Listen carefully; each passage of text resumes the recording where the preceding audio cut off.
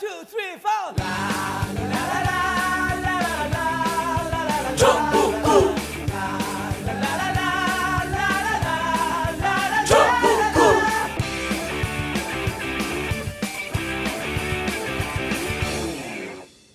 단 하나의 정통 정치 팟캐스트 정봉주의 전국구 시작하겠습니다. 조기숙 교수님 특집. 안녕하세요. 자, 왕따 정치학 계속 이어갑니다. 지난 시간 이어서 자, 좋은 날의 기자님, 아나운서님, 왔다. 네, 안녕하세요. 좋은 날입니다. 예, 지난 시간은 그래도 조금 이렇게 질문도 하고 그랬어요. 뭐 정리도 쫙쫙 해대고 나는 안 좋고 졸고 있을 때.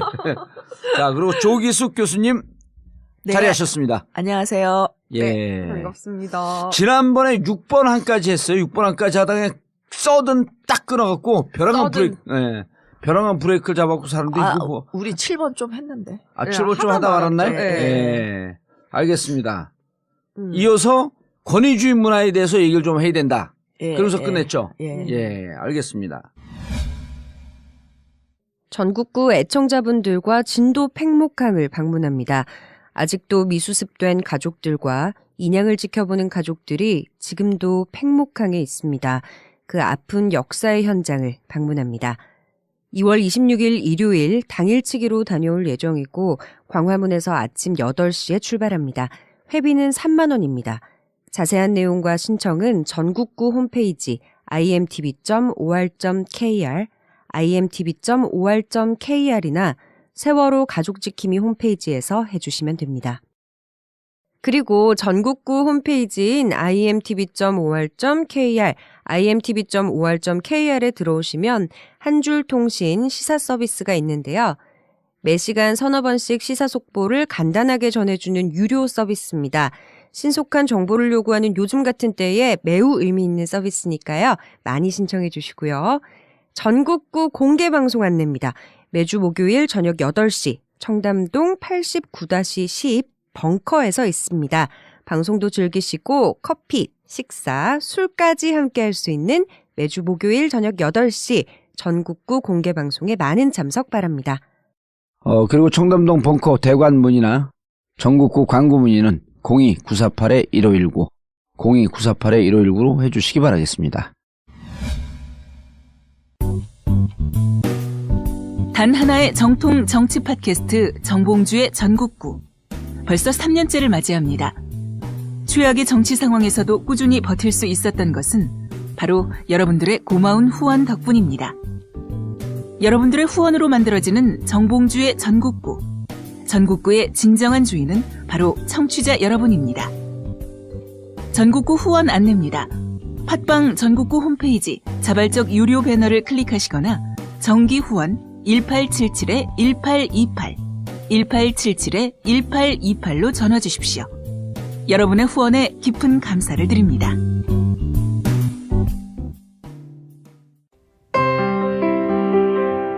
박근혜 대통령 탄핵안이 국회에서 통과될 때 세월호 가족들은 통곡을 하며 주저앉았습니다.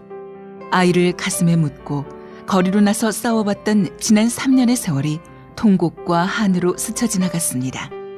지금까지 가족들의 손을 잡아준 분들 고맙고도 또 고맙습니다. 여러분의 도움으로 함께 살아왔습니다. 마지막까지 가족들의 손을 잡아주세요. 인터넷 검색창에 세월호 가족지킴이를 검색하세요. 여러분 한 분 한 분의 고마운 관심과 후원으로 가족들이 버텨나가고 있습니다. 세월호 가족지킴이.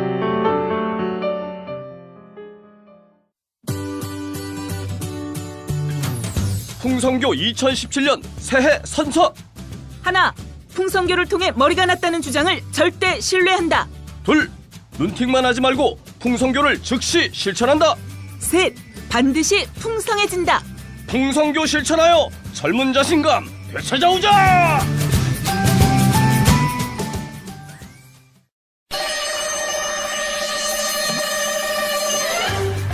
전국구 에어컨. 사무실, 업소, 빌딩, 관공서, 냉난방이 필요한 그 어디에나 전국구 에어컨. 제품 선정, 설계부터 시공까지, 그리고 에어컨 세척까지 전국구 에어컨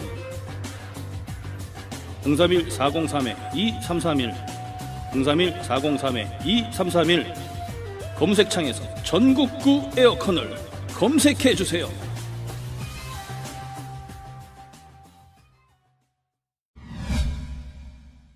권위주의 문화. 그래서 지난 시간에 이제 1세대, 2세대, 3세대 시민권이 역사적으로 이렇게 순차적으로 발전해 왔다. 네. 근데 우리 사회는 2세대 진보를 주장했던 그 진보 세력이 집권도 해보기 전에 그러니까 이제 외국 같은 경우에는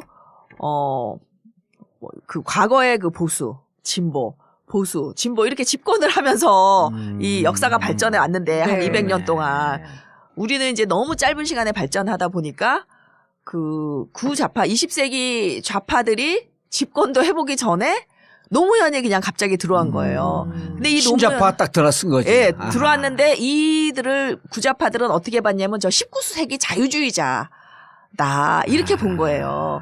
근데 19세기 자유주의는 경제 문제에 있어서 굉장히 보수적이에요. 사유재산을 지키기 위해서 참정권을 얻은 예. 사람들이니까. 근데 이 노무현은 경제 문제에 이렇게 보수적이지 않았다는 거예요. 상당히 복지도 많이 했고 뭐 의료보험도 상당히 좋게 예. 만들었고 또 그 무슨 그 민영화 뭐 KTX 민영화라든지 이런 거 다 반대하셨거든요. 예. 그러니까 뭐 왼쪽 깜빡이 켜고 우회전했다고 하기에는 이게 조금 설명이 안 되는 거예요. 그 민영화에 반대한 건 이거는 분명히 공공 영역을 강화한 이거는 그렇죠. 그 구좌파랑 비슷해 보이거든요. 예. 그러니까 도대체 이게 뭐냐. 그 노무현 대통령도 스스로 신자파라는 걸 본인이 모르고 돌아가셨어요. 아하. 왜냐면 저도 노무현 정부가 그랬어요? 자유주의 개혁 세력이라고 생각을 했는데 대통령 돌아가시고 나서 제가 연구를 하다 보니까 이게 딱 신자파인 거예요. 그 노사모가 개인주의적이고 탈물질주의적이고 이 서구의 68 세대를 그대로 문화적으로 빼어 닮은 게 이게 딱 신자파고. 서구에서는 신자파 개념이 일찍이 자리를 잡고 있었잖아요. 그렇죠. 근데 이제 제가 거기에 별로 관심을 안 뒀던 거죠. 우리랑은 먼 얘기라고 생각을 했었지 이렇게 빨리 올 줄 몰랐는데 기본적으로 이 신자파가 오게 된 거는 경제적 풍요. 그러니까 경제적 어려움을, 그러니까 물질주의라는 건 뭐냐면 물질이 중요한 세대잖아요. 네. 이 세대는 경제적 풍요를 경험하지 못한 사람은 어렸을 때 경제적 풍요를 경험하지 못하면 아무리 잘 살아도 쥐어짜요. 경제적으로. 제가 늘 얘기하는 게 문화란 어쩔 수 없다. 예, 예. 그러니까 저는 결혼할 때 양쪽 문화가 좀 비슷하지 않으면 참 갈등이 많다라고 결혼 생활을 해보니까 느끼게 되는데 이게요, 먹고 사는 게 어려우면 문화가 그렇게 중요하지가 않아요. 근데 이제 먹고 살만해지니까 문화가 굉장히 중요해진 거예요. 예. 특히 젊은 세대들에게는 68세대, 68혁명 세대들은 이 68혁명이 어떻게 일어났는지를 보면 이게 프랑스 그 대학에서 여학생 기숙사에 남학생들이 못 들어가게 되어 있어요. 네. 밤 12시가 넘으면. 네, 네. 근데 들어가 있다가 누가 걸려요. 그래서 이 학생이 징계를 받거든요. 예. 거기에서 반발하는 시위를 하면서. 정말요? 예, 그러니까 이게 굉장히 윗세대와 이 젊은 세대의 문화적 관점이 틀린 충돌이죠. 거지. 예. 우리가 성인인데 당신들이 뭔데 나를 징계하는 거야. 데이트 권한을. 예, 하면서 그 시위가 어떻게 되냐면은 베트남 전쟁 반전 시위로 맞아. 발전이 되면서 완전히 폭력 시위로 가요. 그래서 이 68 세대가 전 세계적으로 68 혁명이 일어납니다. 프랑스에서 시작한 이 시위가 반전 운동으로 쫙 퍼지면서. 예, 미국으로 건너가고 뭐 독일로 야. 가고 일본으로 가고 그래가지고 이 대학들이 완전히 그 몸살을 앓게 되는 거거든요. 근데 정말 프랑스는 아주 폭력적이었어요. 뭐 예. 버스 불태우고. 그 사람들은요. 네. 아니 근데 우리 이번에 그 촛불 때 프랑스 사람들이 왔고 내가 전국구에서 한번 얘기했는데 그 프랑스 가수 지망생이 왔거든요. 한류에 빠져 있는. 네. 걔가 한 4차 5차 촛불 집회 때 저를 만났는데요. 이제 다른 친구 또 가수 지망생하고 이제 왔는데 이런 얘기를 해요. 참 이상한 사람들이래. 스트라이크라고 하는 말 자체 이미 스트라이크는 뭘 때리고 기존질서를 부시는 거 아니에요? 그리고 자기들 나라에선 일단 100명, 200명만 와도 스트라이크는 부시는 거기 때문에 그걸 데모할 때 무조건 부셔야 되고 기본 폭력성을 담보하는 거고 그걸 막는 쪽에서도 그런 것에 대한 깊은 관용이 있다는 거예요. 근데 그건 어떻게 저 많은 100만이 모여갖고 안 때려 부시냐. 너무 이상하다는 거예요. 휴지 줍는 거 보고. 그러니까 우리가 여러 면에서 그 선진국들을 앞서는 부분이 있는 거예요. 21세기에 그러니까요. 와가지고. 그러니까 우리가 늘 서구를 뒤따라간다고만 생각을 했기 때문에 저도 신자파가 벌써 나타났다는 것에 대해서 깜짝 놀랐죠. 그랬는데 이제 보니까 지금 트럼프 당선된 걸 보면 딱 우리 10년 전 이명박 당선될 때랑 분위기가 똑같아요. 비슷해요. 그럼 똑같아요. 2007년 네, 그러니까 내가 가서 BBQ로 한번 싸워주고 와야 될 판이야. 그러니까 노무현의 이제 식상해가지고 네. 이명박을 받아들였듯이 오바마의 식상한 국민들이 이제 트럼프를 그러네. 받아들인 것처럼. 근데 이제 이 시위도 보면 우리가 서구를 앞서 나가잖아요. 앞서 나갔죠. 완전히 그러니까 우리가 앞섰죠. 이게 인터넷이 발달하다 보니까 21세기 문화가 그냥 훅 들어와 버린 거예요. 그리고 신자파의 핵심적 그 근거 토양이 제가 보니까 신자파가 서로 간의 소통이나 이런 것이 왕성한 상태에서 꼽히는 것 같아요. 그렇죠. 그렇죠. 그리고 우리가 지금 이 왜냐면은 촛불이나 신자파의 핵심이 뭐냐면요. 권위주의 싫어, 꼰대지 싫어 이거거든요. 이건 뭐냐면 수평이야 우리는. 우린 다 수평적 관계, 평등해. 대등한 네. 대화 관계. 네. 이게 노무현 대통령이 주창했던 거 아니에요. 네. 그 검사와의 대화니까 이 들이 그냥 그러니까 그러니까 이게 문제가 뭐냐면 권위주의적인 문화를 가지고 있는 사람은 강자한테 약하고 약자한테 강하잖아요. 이런 문화를 가진 집단은 밟아줘야 돼. 그런데 이 또 신자파가 누구에게나 평등하잖아요. 그렇죠. 평등하게 소통하잖아. 그러니까 이제 자기가 약간 권위주의 문화를 가지고 있었던 사람은 노무현이 저게 대통령이 채신머리 떨어지게 저게 뭐냐라고 욕했으면 자기는 권위주의 문화고 예. 아 노무현 대통령 너무 멋있다. 어떻게 검사랑 저렇게 맞짱을 뜨실 수가 있지? 하면 이게 신자파인 거예요. 저도 신자파네요. 그러면. 저도 신자파네요. 그러니까 이게 이제 20세기는 좌던 우던 문화적으로는 권위주의인 거예요. 예. 기본적으로. 근데 21세기 들어와서는 구자파는 권위, 신자파는 소통과 평등. 탈권위. 탈권위. 그렇죠. 네.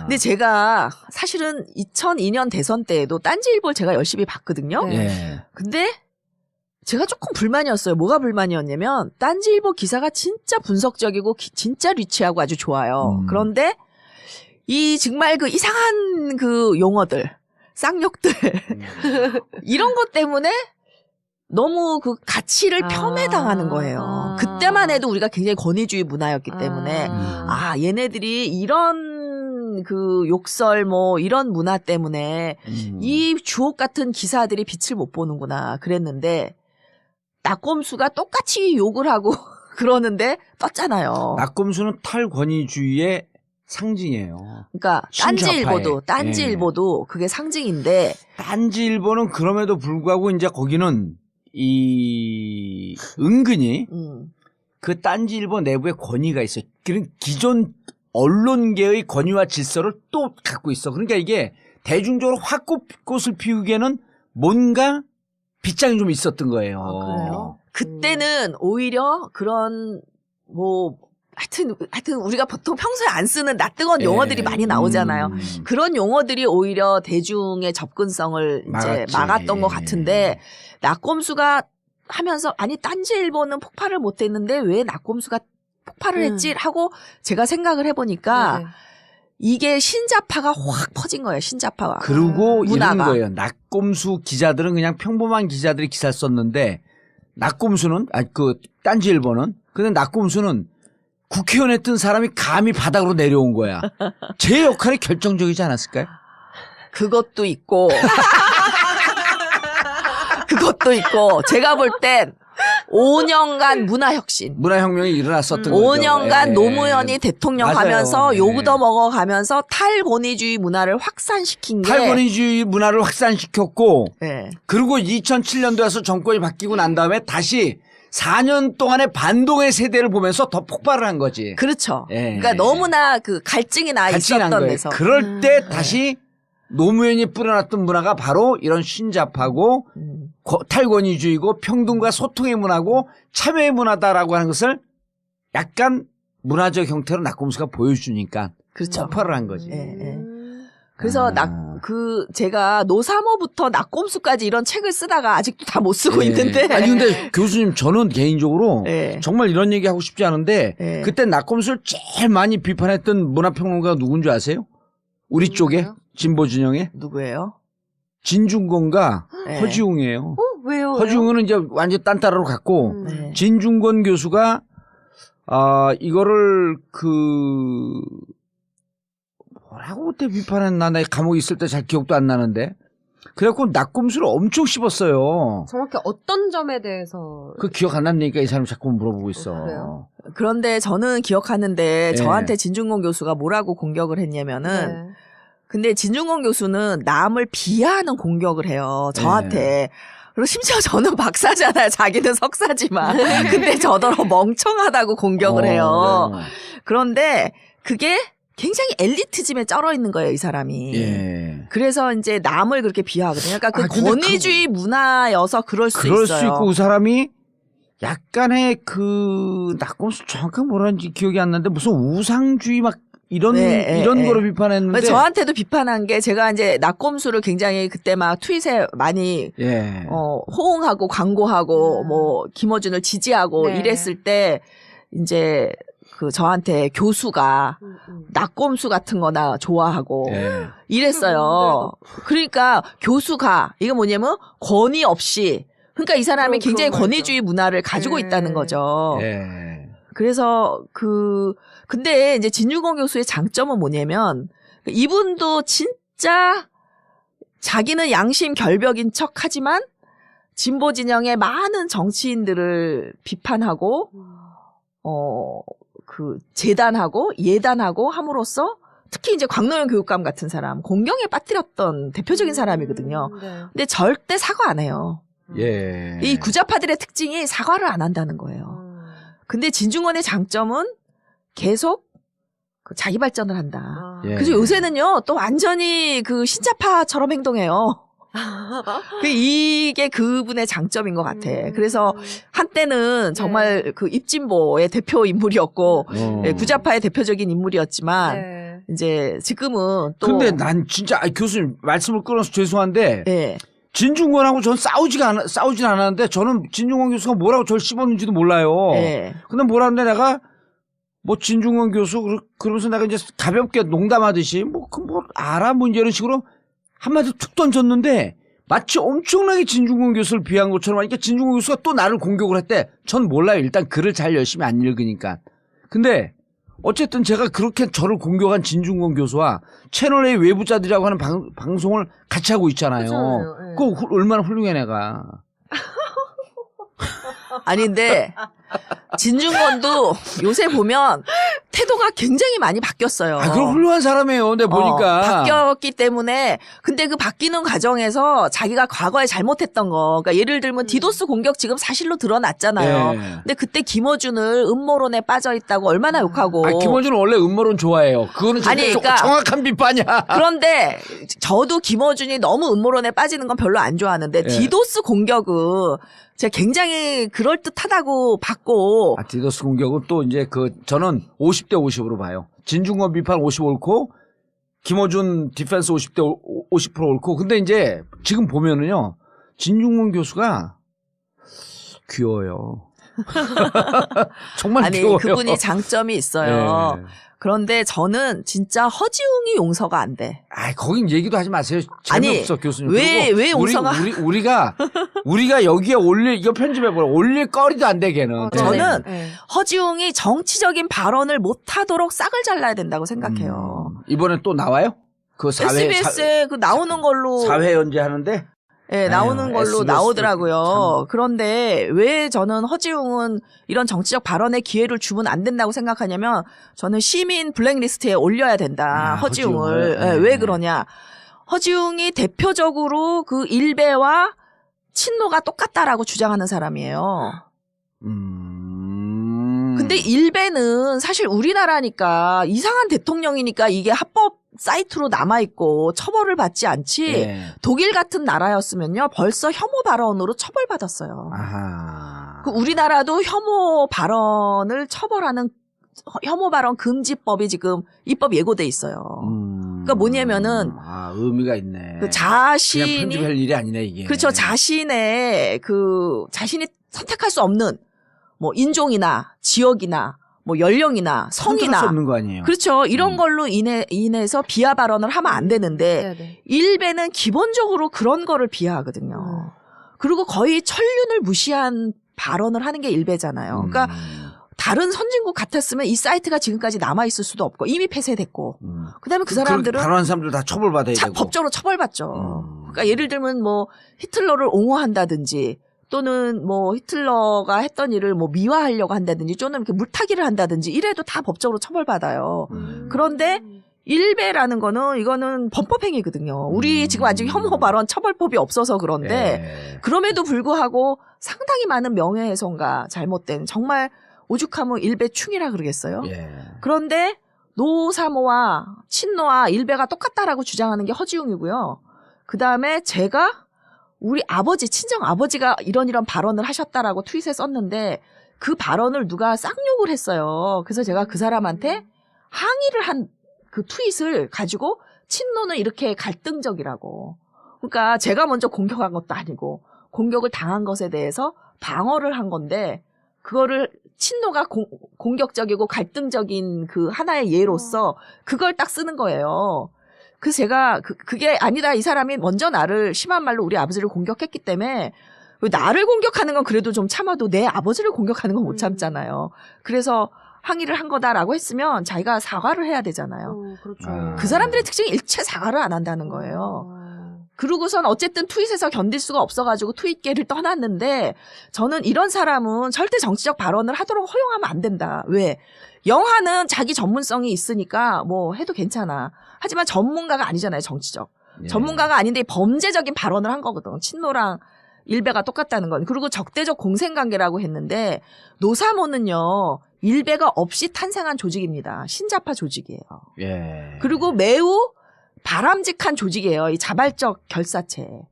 그런데 허지웅이 공격을 받은 거는 친노를 또는 광노현 교육감을 사실도 잘 모르고 부당하게 공격을 하니까 자기가 공격을 받은 거지. 가만히 있는데 공격을 친노들이 한 게 아니거든요.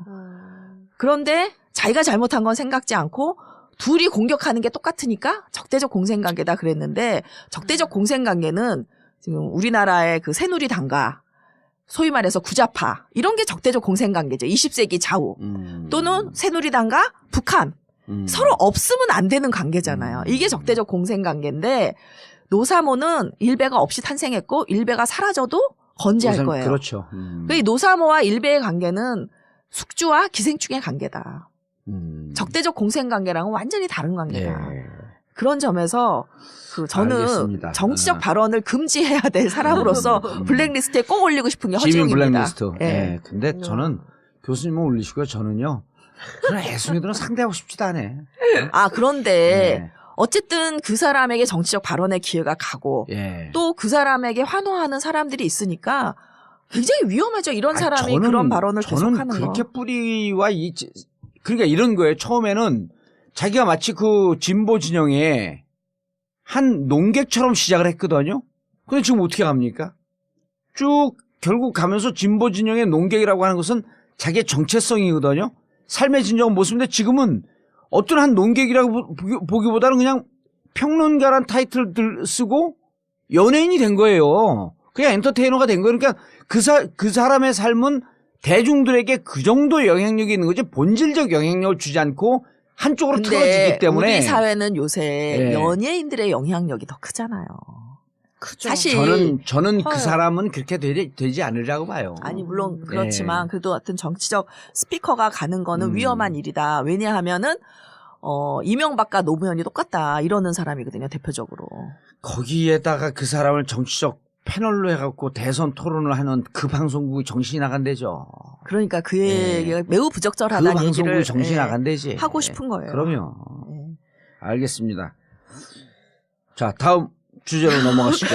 한창 얘기하다 보니까 뭐 어떤 얘기하고 있었죠? 아니, 그래서 이제 문화에 대해서 얘기를 한 문화 거죠. 얘기를 한 건데 왜 그러면은 진중권이 과거에 그런 문화를 보였냐 하는 건데 그게 이제 그 구자파들의 특징인데 이 권위주의 시대에는요. 근데 우리가 진중권 교수를 지금 비판하거나 씹는 건 아니잖아요. 아니죠. 얘기해도 되는 거 아니야? 그렇죠. 예. 그러니까 시작이 이제 거기서 된 건데 이 구좌파와 신좌파의 핵심적인 차이점은 문화가 권위주의적이냐 개인주의적이냐라는 차이가 있다는 거고. 그러니까 권위주의적인 거는 어디서 오는 거냐면은 집단주의에서 오는 거예요, 사실. 집단주의 문화에서. 그럼 왜 20세기에는 집단주의 문화였냐? 그러니까 집단끼리 뭉쳐서 이렇게 갈등을 빚었고 물질이 중요했기 때문에 이렇게 위계적인 문화가 있었고. 그리고 우리가 이제 보통 집단주의가 어디가 제일 세요, 집단주의 문화가. 군대요. 예. 어떻게 알았어 그거? 군대 갔다 왔어? 눈치. 군대일 것 같더라고요. 눈치는 와. 그러니까 완전히 잔머리는 비상해 진짜. 상명하복 예. 이렇잖아요. 우리가 전통 사회를 가보면 우리가 자연재해에 맞서서 먹고 살아야 됐기 때문에 사실 그 마을에 리더가 있으면 일률적으로 복종하는 네. 그런 집단주의 문화가 발전돼 있거든요. 그래서 이 문화가 20세기까지 이어졌던 거죠. 네. 그래서 집단주의 문화는 기본적으로 위계적이고 물질주의를 중시하고 물질주의를 중시한다는 것은 아직 안전하지 않다는 거예요. 물질의 빈곤으로부터 또는 전쟁으로부터 안전하지 않기 때문에 이 물질주의자가 되는 거거든요. 그러니까 이들에게 있어서는 권위주의가 굉장히 중요하고 집단주의가 중요해요. 내 집. 일사불란한 명령체계. 그렇죠. 명령체계. 그러니까 그게 안심이 되고 조직의 일원일 때 안심이 되고. 군대도 물질로부터의 불안함이 아니라 적으로부터의 불안함이기 때문에 일사불란한 명령체계가 없으면 언제든지 우리가 선멸을 당할 수 있고 공격을 당할 수 있고 이런 불안함이 있는 거 아니에요? 맞아요. 그렇죠. 저 요즘에 되게 열심히 보는 미드 있는데 미국 드라마 네. 워킹데드라고 아세요? 예, 그냥 계속 보세요. 좀비 나오는 건데 거기에 나오는 모든 집단들이 다 약간 집단주의 형태를 띠고 있는 것 같아요. 되게 좀비가 권위주의적이고. 집단주의인 건 또 이상하다. 좀비 말고 좀비에 대항하는 좀비에 집단. 대항하는 네. 예. 살아남은 두려움이 있으니까 생존자들. 두려움에 대항하기 위해서는 확실한 명령체계가 그게 필요한 또 거지. 기본적으로 끼워 이 왕따는요 집단주의에서 나오는 문화예요. 왕따가 집단에 적응 못하는 사람 하나를 이렇게 벌을 주는 게 예. 사실 그러니까 집단에 적응 못하는 그 왕따들이 쭉 모인 게 이른바 신자파들이 신자파 아니에요. 그렇게 되는 거구나. 그러네. 그러니까 개인주의자들. 예, 개인주의자들. 그러네. 예? 그다음에 야 우리가 저쪽에서 왕따 당했는데 집단주의에 적응 못한 건 집단주의는 상하 명령체계인데 우리 명령체계 필요 없어. 우린 평등한 소통. 그리고 하고 싶은 얘기 다 해. 집단을 무시하는 거죠. 집단 무시하고. 예. 또 누가 요거만 딱 따갖고 친노는 왕따의 집합체 이러고 쓰겠네. 그렇구나. 재밌네. 네, 딱 진짜 재밌네요. 가기 쓰네 이제. 그러니까 이 서구에서는요 학교에서도 왕따가 그렇게 심하지 않아요. 개인주의 문화이기 때문에. 제일 그 왕따 하면 제일 위험하게 생각을 해요. 그렇죠. 근데 왕따가 심한 게 이제 이 집단주의 문화가 있는 곳이거든요. 그러니까 우리가 군사 독재 정권의 잔존, 권위주의 문화, 독재 문화 이런 건 하나의 집단주의거든요. 예, 예. 그것에 이런 잔존이 남아 있는 것이 우리가 뭉쳐서 누구 하나를 몰아내는. 그렇죠. 아. 근데 이제 이 군사 독재에 맞서 싸우면서 예. 이 엘리트 학생 운동권들도 또 만들어지는 거야. 똑같이 권위주의적인 체제로 맞서 싸워왔다는 거죠. 그러니까 김대중 대통령도 어떻게 보면 그 권위주의적인 리더였어요. 그렇죠. 왜냐면은 박정희 권위주의와 맞서 싸우려니까 효과적이거든요. 권위주의가 사실은. 오히려 김대중 대통령하고 김영삼 대통령 둘을 보면요. 신좌파적 성향은 김영삼 대통령이 더 있었어. 왜냐면 소통을 중시했거든. 별로 안 그런 것 같아요. 김영삼 대통령이 지각을 하잖아요. 네. 참모가. 그러면은 그 자리에서 너 나가 했다는 거예요. 아. 못 들어왔대요. 그럼 엄청 권위주의. 굉장히 권위주의적이죠. 네. 근데 노무현 대통령 때는 제가 지각을 한 적이 있어요. 딱 한 네. 번. 근데 그날 행사가 없다 그래서 제가 진짜 좀 늦잠 좀 자려고 1시간 잤는데 네. 빨리 들어오라고 행사 있다 그래서 갔는데 그게 너무나 중요한 행사였어요. 제가 있어야 되는. 그래서 노무현 대통령과 눈을 마주치지 못하고 엉덩이를 밀고 제가 들어갔다는 거 아니에요. 뒤로. 그래서 딱 앉아서 대통령과 눈이 딱 마주쳤는데 네. 대통령이 빵긋 웃으시는 거예요. 저는 화내실 줄 알았어요. 그건 권위주의 문화네. 화내는 건 일종의. 그렇죠. 근데 그 무안에해서 제가 고개도 못 들고 엉덩이를 밀고 들어가서 딱 들었는데 대통령과 눈이 딱 마주쳤는데 빵긋 웃으시는 거는 괜찮아. 지가 갈 수도 있지. 이런 네. 문화잖아요. 네. 그러니까 노무현 대통령은 진짜 타인에게 인자했거든요. 그리고 그러니까 불의에는 공적인 일에 굉장히 분노했지만 사적으로는 너무 엄격함이 없으셨어요. 다 이해하고 다 용서해. 그러니까 그게 살아보면요. 네. 이게 사람이 된 사람은 자기한테는 엄격하고 남한테 관대해야 되는데 그쵸. 보통 사람들이 반대로 하거든요. 그쵸. 남한테는 엄청 엄격해요. 그래서 자기한테는 관대하고. 음. 근데 제가 이제 IMF 온 이후에 김대중 대통령 되고 난 다음에 종로에서 하고는 크게 했잖아요. 근데 이제 우리 경영 원장이 있었는데 그 양반이 미국에서 오래 살았어요. 그리고 다른 학원에서 있었는데 외국인 강사들 한 30명쯤 됐거든요. 근데 이놈들이 꼭 회화 시간에 보면 5분 이렇게 한국에서 잘못 배워갖고 5분 막 이렇게 늦어요. 그럼 늦어 수업을 늦게 들어가. 네. 그 학생들한테 컴플레인 오면 저는 불러갖고 그냥 바로 깼거든요. 인정을 안 하면서 because of traffic. 꼭 다른 탓이래요. 뭐 because of 워치가 안 울렸다는 거예요. 아니 자기가 잘못한 거 아니고 그래서 난 막 야단치는데 우리 그 미국에서 오래 살았던 그 원장이 딱 불러서 뭐라 그러냐면 야, 너 한국에 살기 힘들지? 문화가 틀려서. 그 교통체증 엄청 심하지? 근데 너 잘한다고 소문이 많더라.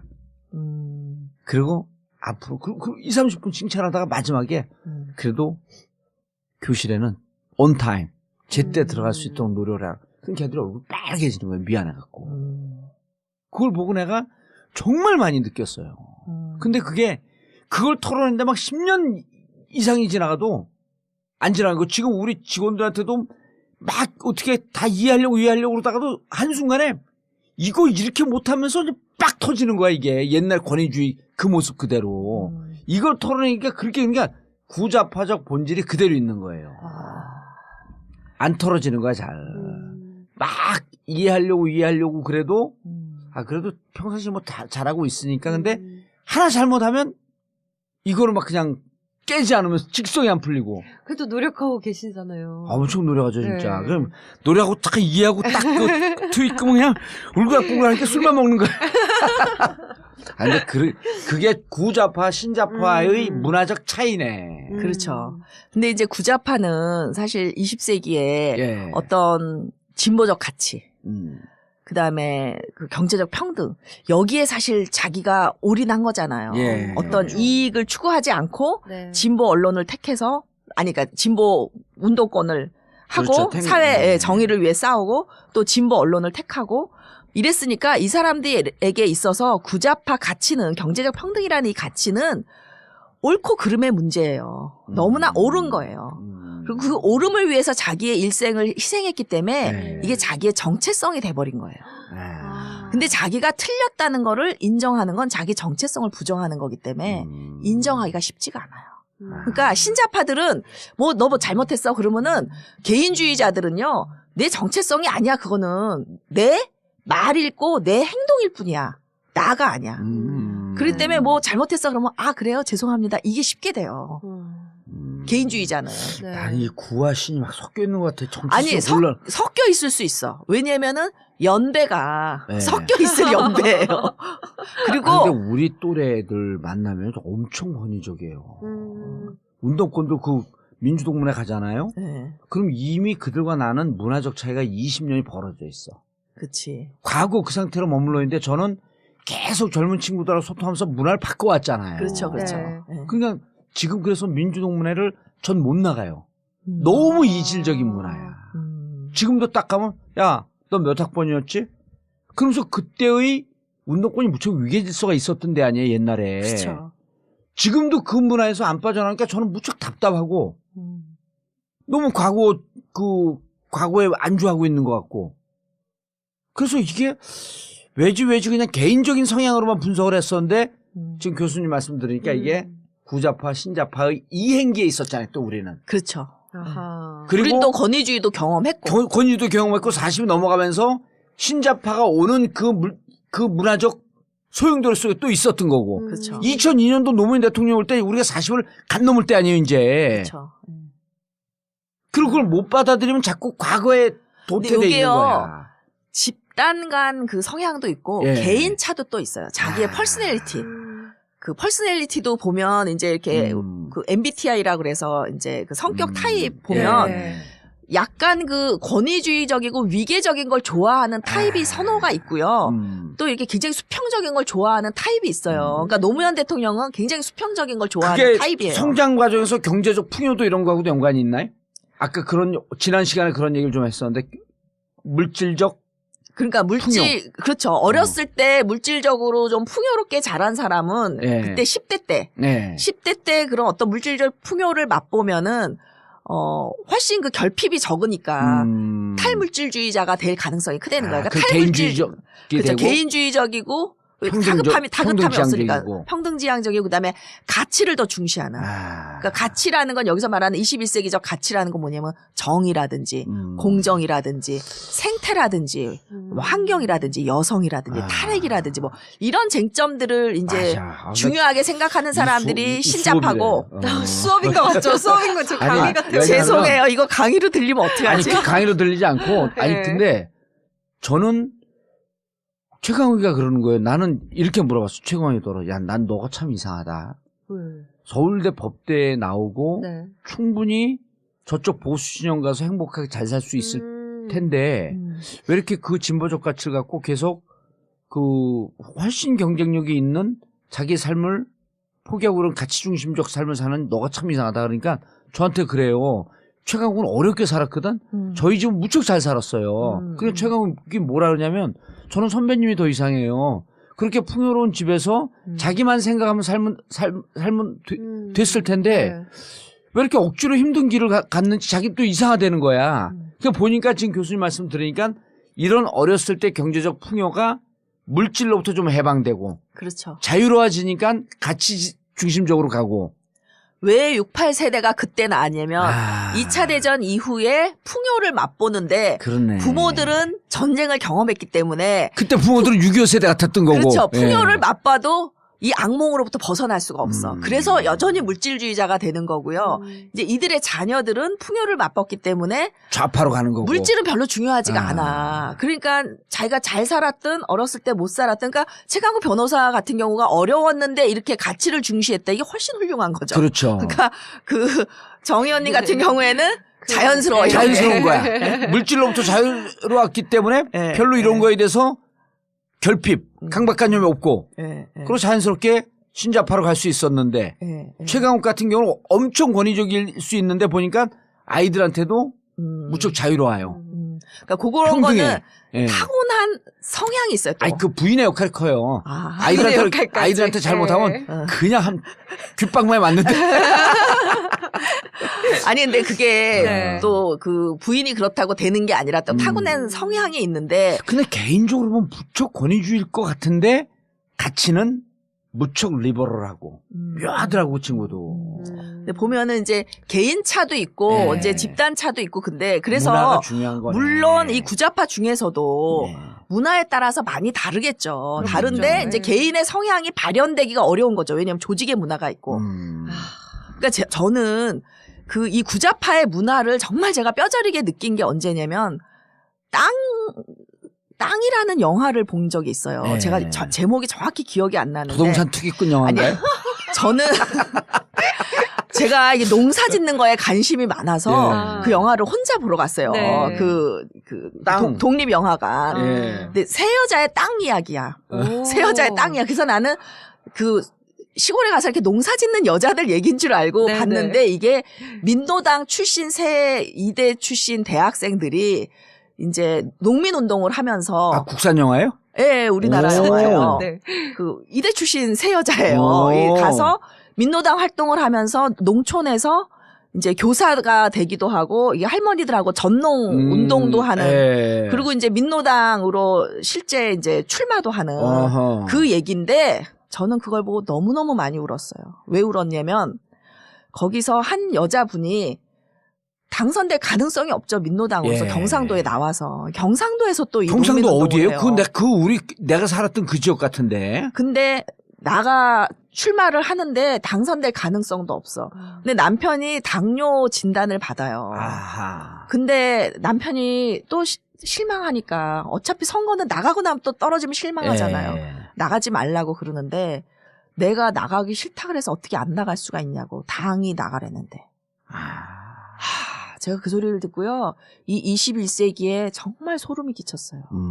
당이 나가낸다고 남편이 아프고 개인이 절대로 나갈 수 없는 이런 형편인데 나가는 거예요. 그러니까 저 그 희생의 마음은 너무 아름다운데 우리 문화에선 도저히 이해가 안 가는 거죠. 어찌 보면 도태됐다고 얘기할 수도 있는. 그러니까 좀 끔찍한 거예요. 끔찍한. 다큐멘터리였어요. 예, 다큐 영화였는데 그래서 결국 나가 있는 동안 이 남편이 돌아가세요. 어이구, 아, 싫어해요? 싫어해요. 그래서 그 개인에게는 이게 도대체 있을 수가 없는 아니, 그럼 불행인데 미대 출신 3명도 연배가 교수님하고 엇비슷한 그 연배들 아닌가? 조금 선배인가? 오히려 저보다 좀 젊은 것 같아요. 왜냐하면 386 운동권 같더라고요. 이야. 그래서 충격이다. 네, 충격이었던 게 저는 이 영화를 도대체 왜 영화를 공개했는지 모르겠어. 아니, 근데 그런 삶을 봐야죠. 그 삶이 잘못됐다고 아니, 그러니까 할지라도. 그들은 이걸 자랑스럽게 공개한 것 같은데 제가 볼 때는 너무나 문화적 충격이었고, 예. 그러니까 그 세 분은 너무 아름다워. 그 개인의 삶을 어려서부터 그 농민운동으로 정말 늙어서까지 그렇게 당에 헌신하고 이게 너무 아름다운데 제3자가 볼 때는 정말 이거는 이게 도대체 뭐야?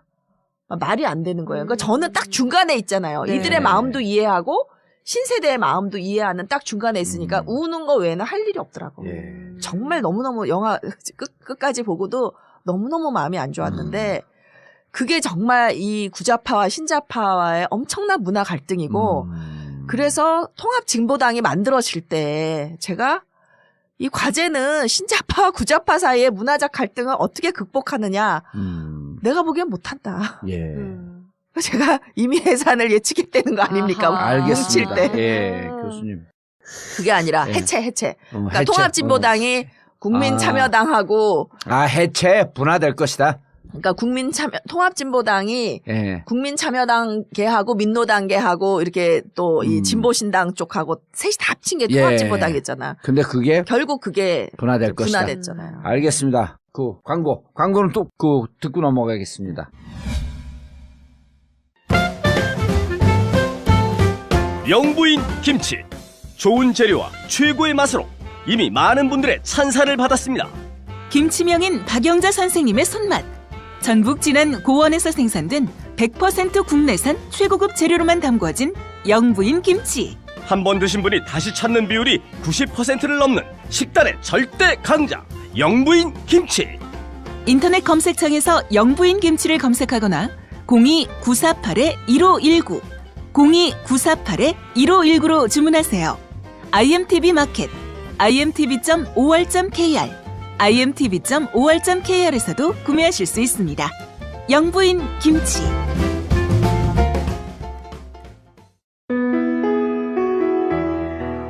경제가 점점 더 어려워지면서 꽃 쓸 일도 많이 사라지고 있습니다. 하지만 입력해두시고 반드시 필요할 때 이용해보세요. 좋은 사람과 플라워 1566-3528 1566-3528 전국 1,500개 작은 영세꽃집들이 전국구와 함께 뭉쳤습니다. 국가조차 포기한 서민들의 삶 손잡고 극복하겠습니다. 1566-3528 1566-3528 좋은 사람과 플라워 함께 손잡은 우리는 하나입니다.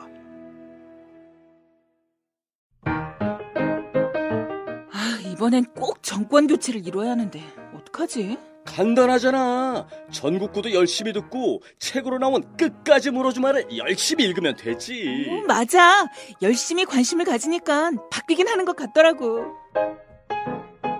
책으로 나온 끝까지 물어주마. 인터넷 서점에서 주문하세요.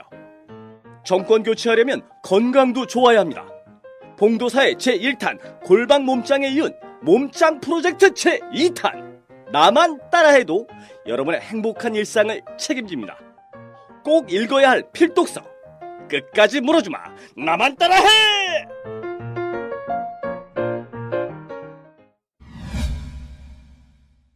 아니 근데 저는 진짜 이 민주동문회 가면 네. 이게 잘 적응이 안 되는 게 네.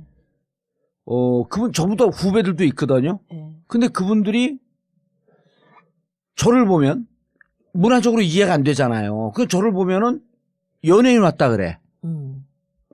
나 연예인 아닌데? 꾸준히 정치를 하려고 이렇게 준비하고 있는 사람이고. 근데 옛날 정치와는 조금 다른 형태의 정치를 하고 있을 뿐이죠. 네. 근데 20대, 30대 촛불을 들고 나오는 그들한테 가면 그들은 절대 연예인이라고 안 그래요. 그냥 자기들하고 똑같은 사람인데 좀 방송 친화적인 사람. 네. 이렇게 보는 거예요. 그래서 민주동문회 갔을 때 내가 느끼는 이질적인 문화와 촛불을 들고 나와 있는 이 거리에 나와서 애들을 데리고 나온 40대, 50대들 혹은 20대, 30대들하고는 동질한 문화를 느끼는 거예요, 저는.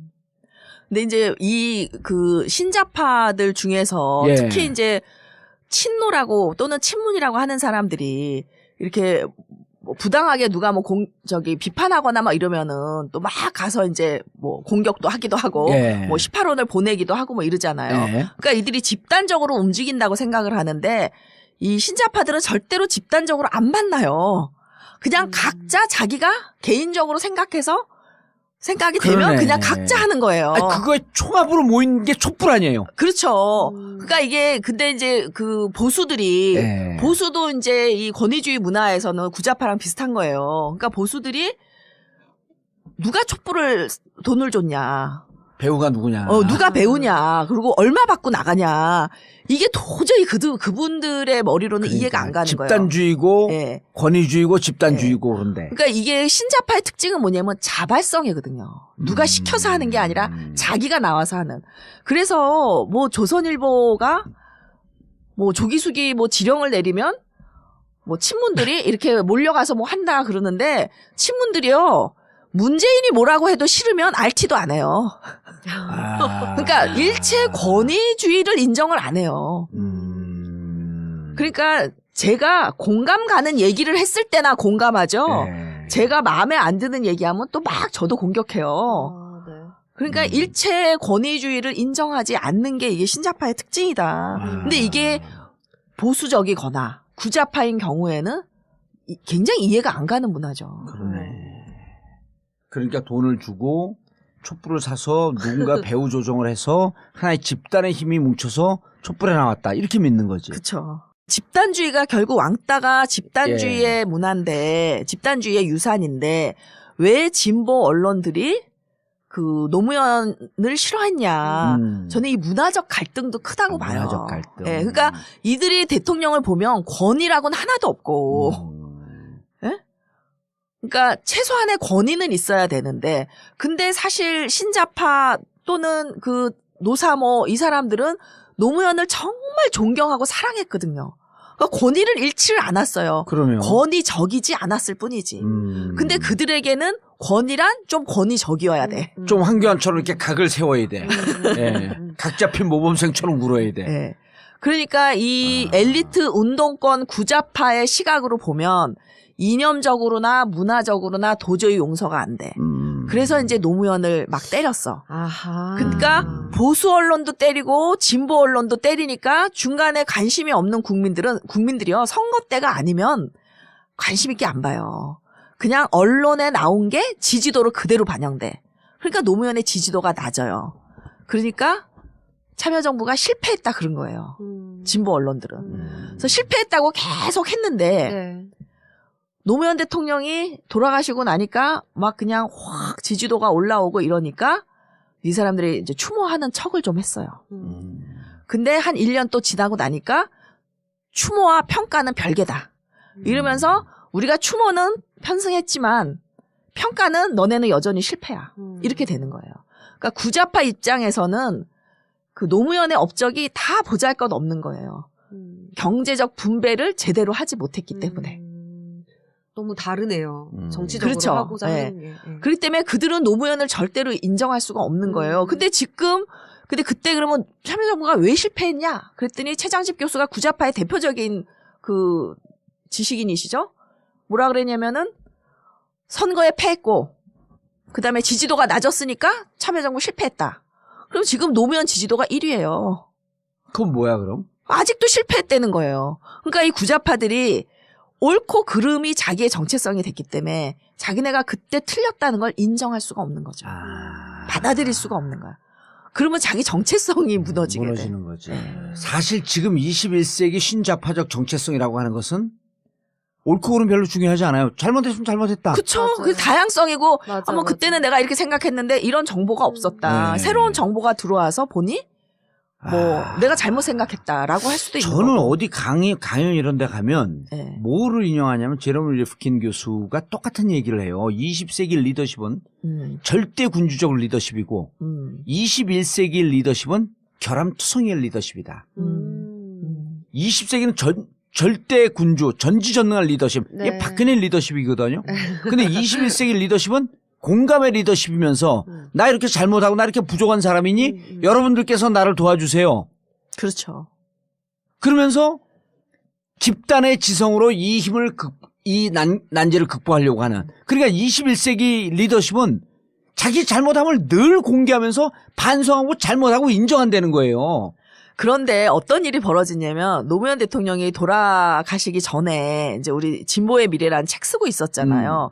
그때 뭘 반성하셨냐면 내가 그 정말 정파의 이익을 생각하지 않은 정말 공정한 대통령이랍시고 한미 FTA 해가지고 이 진보 진영의 분열이 너무나 나 때문에 심각해졌다라는 걸 반성하셨고 그러니까 FTA 한 거를 잘못했다고 반성하시는 게 아니라 자기가 너무나 정파 이익을 생각지 했었어, 않고 이제. 나라의 이익만 생각하고 했는데 결국 나로 인해서 분열이 돼서 아프다. 근데 저는 이게 노 대통령으로 분열된 게 아니라 분열은 내재해 있다고 보는 거예요. 이게 구좌파와 신좌파가 공존이 어려운 거죠. 그런 문화적 갈등이 있으니까. 이라크 그리고 파병도 그런 관점에서 보셨나요? 이라크 파병 그 얘기는 안 하셨어요? 이라크 파병은 사실 많은 사람들이 또 이해를 했고 그렇게 뭐 FTA처럼 극심한 쟁점은 그건 아니었거든요. 단발적인 거였으니까 예, 이라크 예, 예. 파병은.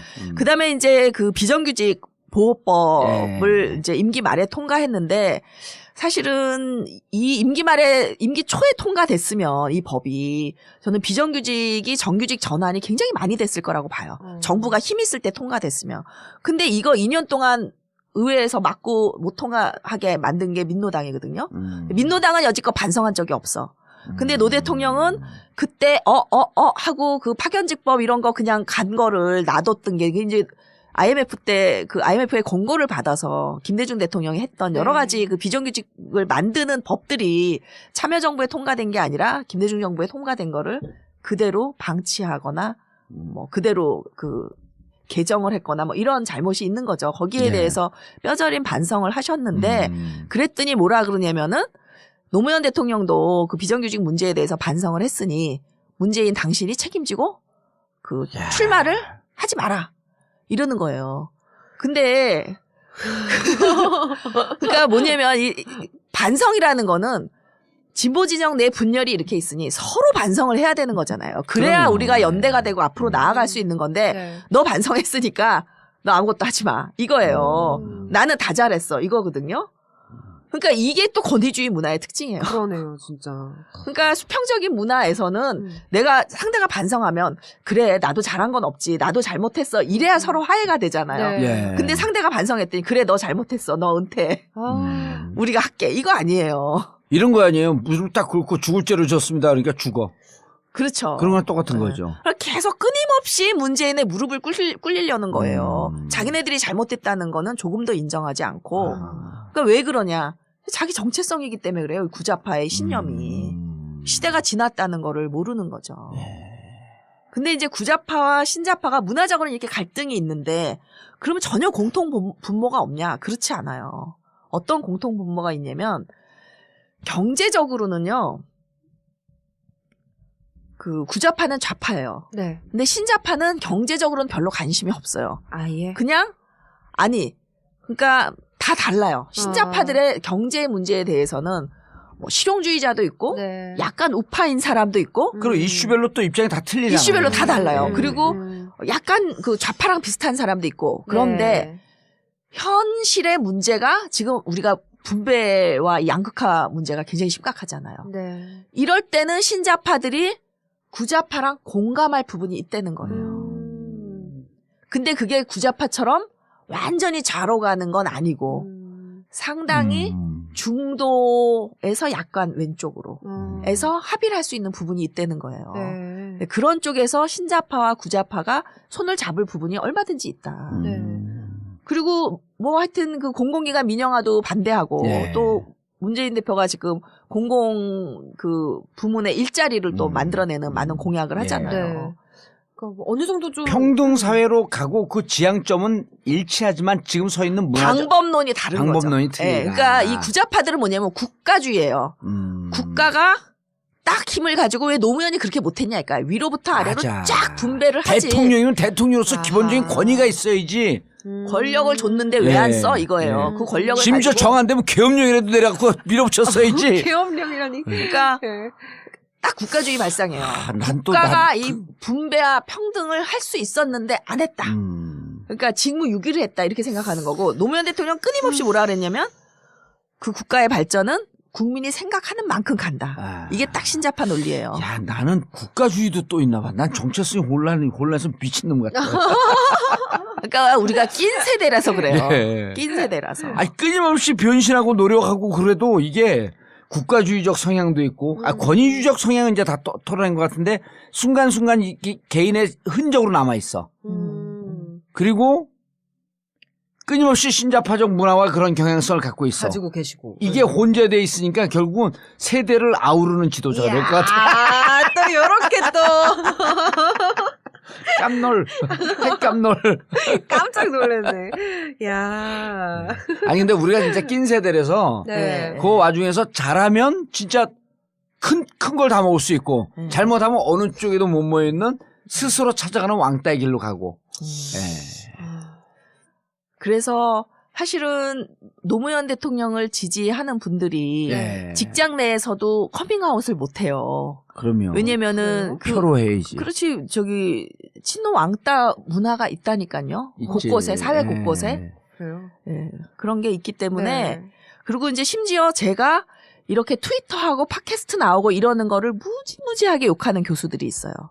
교수 망신은 다 시킨다. 그렇죠. 맞아요. 네. 이게 탈권위주의인데. 예, 예. 교수 망신. 그리고 지금은 이게, 아까 지난 시간에 그 얘기 했잖아요. 방송 광고 비용은 비싸다고요. 이게 TV, 라디오 이런 거 방송 비용에 100분의 1대 효과는 100배예요. 세상이 바뀐 거거든? 그럼 주류 문화, 주류 언론의 프레임이 어쨌든 TV 중심으로 가고, 라디오 중심으로 가는 것 같지만, 해적 방송인 것 같은데 상당히 우리 사회에 하나의 정치 사상적 흐름을 가져가고 있는 팟캐스트 이런 걸 예를 들어 구좌파나 이런 권위주의 문화에 사로잡혀 있으면 이해를 못하죠. 그럼요. 예. 그러니까 제가 예를 들어서 연구를 게을리한다든지 예. 네. 논문도 한 편 없으면서 막 이런 데 다닌다든지 그럼 욕할 수 있어요. 그럼요. 근데 제가 엄청 논문 많은 사람 중에 하나거든요. 예. 그리고 그 논문 결과를 가지고 제가 지금 이렇게 공유하는 거잖아요. 그런데 무조건 이제 욕하고 싫어하는 뭐 일부겠죠. 사람이 있는데 예. 그 이유는 이제 왜 이렇게 내가 싫대 그랬더니 그러는 거예요. 네. 최신 없이 권위 없이 권위 떨어지게 아이고. 교수들 단체로 욕먹인다고. 아이고. 그러니까 제가 교수의 그런 건 없을까요? 자기도 이런 데 나와서 한번 해보고 싶은데 질투, 시기 그런 것도 좀 일부 있지 않을까? 왕따는 원래 질투 시기와 함께 가죠. 그러니까 이제 이 집단주의가요. 지난 시간에 우리가 정청래 공갈 발언할 때 예. 시기 질투 표창원 얘기할 때 그 얘기했잖아. 시기 예, 질투심이 예. 저변에 깔려 있다. 예, 예. 그러다가 좀 잘못한 거 하니까 울고 싶은데 뺨 때린다고 그때부터 정청래와 표창원을 집중적으로 공격했다. 시기 질투심이 원천 아니에요, 그게. 근데 시기 질투심이요. 예. 개인주의 문화엔 별로 없어요. 그러니까 개인주의 문화는 나와 쟤를 비교하지 않아. 나는 나로서 너무 잘하고 있어. 행복해. 그러니까 김연아는 늘 김연아가 경쟁 대상이었잖아요. 예. 그러니까 자기 극복, 자기 스스로를 이기는 게 그게 개인주의자들의 특징이에요. 그런데 집단주의자들은 늘 남과 비교해. 그렇기 때문에 질투심이 많아요. 사촌이 땅을 사면 배가 아프다. 이건 딱 집단주의 문화에서 나오는 거예요. 찌찌뽕. 야, 그러네. 근데 이 집단주의가 얼마나 무서운 거냐면요. 이 이스라엘의 타치페리라는 교수가 예. 이 집단주의를 연구한 게 있는데 집단을 어떻게 만드냐면 우리는 지금 말하는 집단은 뭐 구자파, 신자파 뭐 이념에 따라서 뭐 이렇게 나누잖아요. 네. 근데 이때 집단은 그냥 학생들을 불러서 이렇게 실험 상대 대상으로 이제 오는 거예요. 네. 그래가지고 그림의 점을 보여줘. 그래서 그림의 점이 500개 이상이냐, 500개 이하냐. 그래서 나는 500개 이상, 나는 500개 이하 이러면은 같은 집단으로 묶는 거예요. 그러니까 정말 임의로 집단을 만들어요. 예. 또는 그림을 두 가지 보여주고 어느 그림이 더 좋으냐. 그럼 나는 이 그림, 나는 이 그림. 자기가 좋아하는 그림대로 만나. 네. 또는 점의 숫자대로 만나. 네. 그렇게 해가지고 이제 자기네 집단 멤버와 상대방 집단 멤버에 대해서 평가를 쓰라 그래. 평가 점수를 주라 그래요.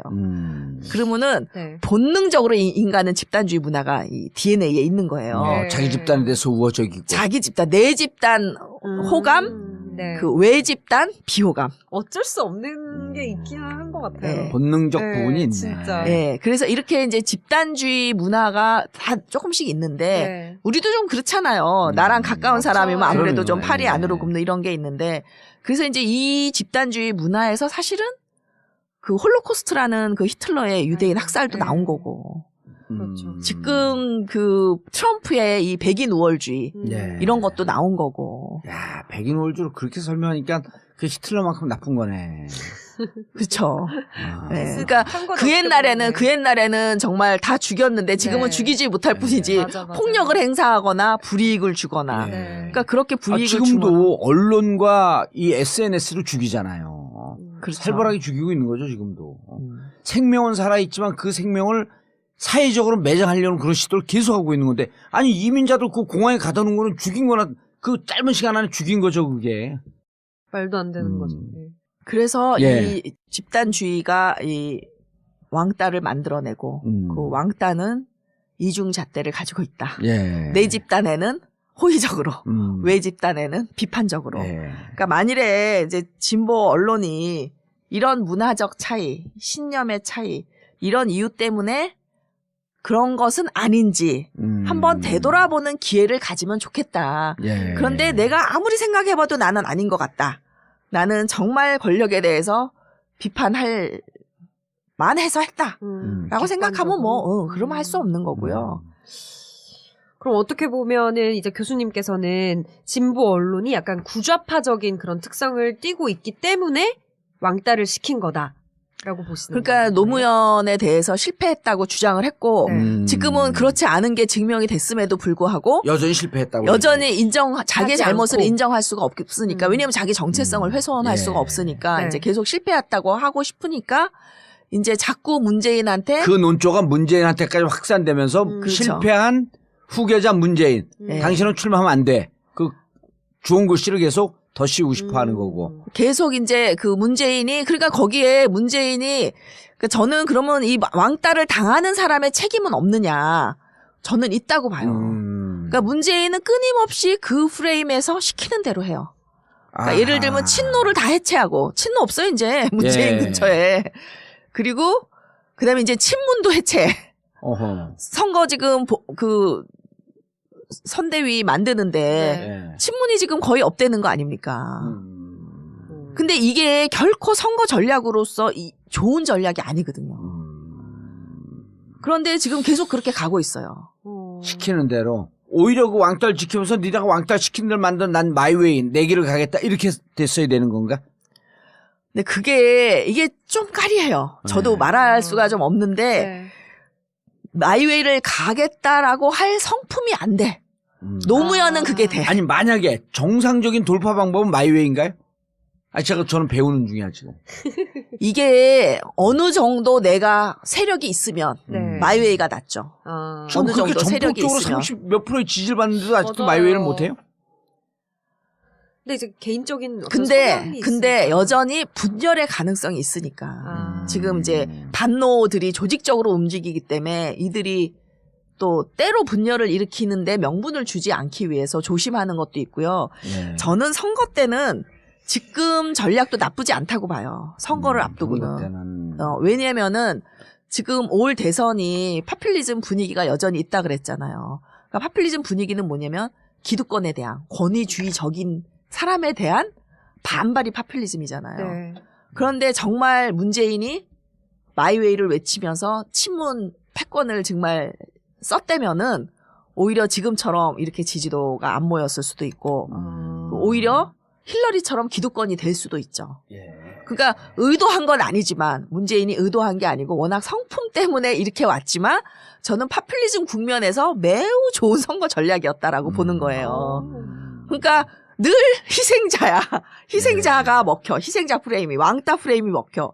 그러니까 절대로 문재인을 기득권이라고 몰아붙일 수 없게 됐어요. 지금 상황이. 게다가 이 왕따까지 지금 유명해져가지고 전국구가. 네. 그러니까 오히려 시민들이 이 신자파 시민들이 똘똘 뭉쳐서 문재인 지키기를 하고 있거든요. 그러니까 충성도도 1등, 지지도도 1등. 네. 그리고 이 올라가는 확산도 1등인데도 꾸준히 올라가고 있고 이러니까 의도하지 않았지만 이 선거 국면에는 매우 좋은 선거 전략을 쓴 거예요. 예. 그런데 대통령이 만일에 된다면 네. 이렇게 계속 갈 거냐라는데 저는 조금 의구심이 회의적이다. 예, 있다는 거예요. 예. 그거는 이제 지금 걱정할 일은 아니고 예. 일단 선거 국면에서는 비교적 적절한 전략이었다. 의도하진 않았는데 의도하지 않았지만. 예. 그러면 세상은 의도하지 않아도 예. 우리 인간이 의도한다고 되겠습니까? 우주가 도와줘야지 되는 거죠. 근데 본인 성품에 예. 그게 맞았던 것 같은데 이제 그때는 그동안에는 너무 소수였기 때문에 다 포용하고 개방하고 뭐 이러면서 왔는데 뭐 어느 순간에는 좀 화도 낼 줄 알고 예.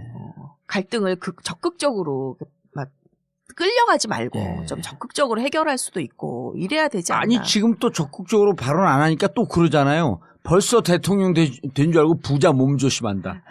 별걸 다 갖고 씹어대. 그러니까 대응을 안 하면 안 하는 대로 씹고 하면 하는 대로 씹고. 뭘 해도 씹어요. 예. 그러니까 그냥 왕따의 운명이라 생각하고 다만 이번 대선의 왕따의 위치가 별로 나쁘지 않다라는 걸 위안 삼아 네. 잘 알겠습니다. 나가시면 될 것 같습니다. 근데 저는 그 노무현 대통령께서 이런 얘기를 했어요. 홍수가 나도 대통령 책임, 가뭄이 나도 대통령 책임, 교통사고가 나도 대통령 책임. 이것은 지도자로서 어쩔 수 없이 안고 가야 할 운명입니다. 그랬거든요. 와. 아, 그런 얘기를 했어요. 네, 그래갖고 그랬어요. 근데 이제 저는 그런 지도자가 있는 반면에 계속 유태이탈 화법으로 나는 책임 없고 나는 잘못이 없습니다라고 하는 두 명의 지도자를 지금 극적으로 우리가 비교해 보는 거 아니에요. 네. 그리고 국민들은 이런 모든 것을 나의 책임으로 안는 것이 더 훌륭한 지도자다. 당시엔 몰랐죠. 당시엔 몰랐죠. 근데 오히려 문재인 후보를 통해서 저렇게 왕따를 당하고 공격을 받으면서도 모두 다 내 책임으로 의도하진 않았지만 감내하고 가는 모습에서 대중들은 조금 더 열광하지 않은 감동을 받고 있는 건 아닐까요? 열광까지는 아닌 것 같고요. 감동은 좀 답답해하지만 문재인의 그 진정성은 통했던 것 같아요. 예. 그거에 대해서 그런데 정치에서는 이게 전 국민이 신자파라면 예를 들면 이제 유럽 북유럽 같은 데는 이 탈물질주의자의 퍼센티지를 가지고 그 나라의 민주주의 정도를 이렇게 딱 비교해 보면은요 코릴레이션이 명확하게 있다 그래요. 그러니까 예를 들면은 뭐 북유럽이 민주주의 정도가 상당히 높다. 그러면 네. 탈물질주의자의 수가 굉장히 많은 거죠. 뭐 높다. 70, 70%. 네. 예. 근데 우리나라는 탈물질주의자의 수가 굉장히 작은 나라 중 하나예요. 그 경제 발전에 비해서. 그래서 사실은 굉장히 물질주의적인 나라인데 네. 지금 이제 이런 최순실 박근혜 게이트를 겪으면서 야, 우리가 정말 중요한 걸 잊고 살았구나 라면서 지금 이제 그 본질로 돌아오고 있는 중이거든요. 예. 그래서 이제 지금은 뭐 물질이나 먹고 사는 문제보다는 정인이 뭐 공정이니 이런 문제가 이제 더 많이 적폐청산이니 이런 문제가 더 많이 거론되고 있는데 네. 근데 이제 우리가 하여튼 권위주의자가 많은 사회잖아요. 예. 좌에도 우에도. 그럴 때는 사실은 그 맥그레거 번스라는 그 리더십 대가가 있는데 그 교수가 프랭클린 루즈벨트 대통령을 연구한 사람이에요. 근데 뭐라 그랬냐면 프랭클린 루즈벨트는 그 아주 교활한 여우와 용맹스러운 사자의 모습을 다 가졌다라고 해서 가장 그 뛰어난 리더십으로 꼽아요. 근데 저는 그 점에서 김대중 대통령이 가장 닮지 않았나. 그러니까 권위주의자에게는요 권위적인 게 좀 먹혀요. 그래서 이게 오바마도 그런 어려움을 많이 겪었는데 지금 이제 퇴임할 때 되니까 이제 지지도가 높은데 임기 중에는 노무현이랑 똑같이 뭐만 하면 오바마는 사과를 잘해요. 왜냐면 신자파들은요 내 행동이 남하고 다르면 그 사람을 기분 나쁘게 했잖아요. 내가 비록 잘못하지 않아도 쉽게 사과해요. 그리고 그게 내 정체성을 건드리지 않아. 네. 그래서 오바마가 사과를 잘해요. 그래가지고 벨크로 대통령이라 그러고 레이건은 테플론 대통령이라 그랬는데 그러니까 레이건은 뭐냐면 절대 사과하지 않아. 그러니까 그 박근혜 대통령하고 똑같아. 유체 이탈 하면요 국민들이 네. 아 맞아 저런 노인네가 뭘 알았겠어. 우리 불쌍한 대통령. 아이고. 그러니까 테플론이야. 다 보호해줘. 근데 벨크로가 뭐냐면요 찍찍이야 찍찍이. 이 찍찍이 뭐예요? 모든 먼지가 다 붙잖아요. 예. 그러니까 오바마가 사과할 때마다 그래 너 잘못했어 이거예요. 권위주의자들은 우습게 하는 거예요. 잘못했으니까 체결하라 그러고. 예. 그래서 그 후보일 때는 지금 전략이 나쁘지 않은데 리더가 되면 우리 사회의 그 탈물질주의자의 퍼센티지를 보고 거기에 맞는 리더십을 테플론적 정책도 필요하겠다. 그렇죠. 예. 알겠습니다. 왕따 정치학으로부터 향후 출범할 대통령의 리더십까지 정봉주의 전국구 마치겠습니다. 감사합니다. 감사합니다. 1, 2, 3, 4.